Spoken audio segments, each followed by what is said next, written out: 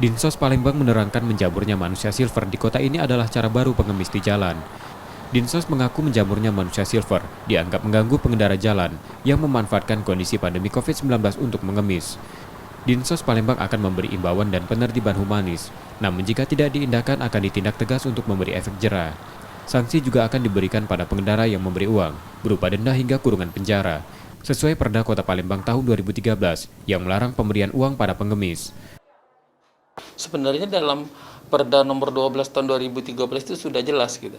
Tetapi itu kan belum kita laksanakan perda itu untuk tindak lanjutnya. Karena itu sudah tertera bahwa itu seandainya pemberi dan penerima itu akan diberi sanksi kurungan 3 bulan dan denda 50 juta. Nah, karena kita belum melaksanakan tindak pidana piring itu belum akan dilaksanakan. Nah, itu yang jadi problem sekarang. Nah, saat ini sekarang kita mengadakan sosialisasi di lampu merah untuk akan kita laksanakan ranah Pol PP. Manusia silver di Jalan Protokol Palembang dianggap menunjukkan kondisi ekonomi kota yang sulit karena makin banyaknya pengemis yang menjamur. Rizky Oktora, Muklas Diferensial, Kompas TV, Palembang.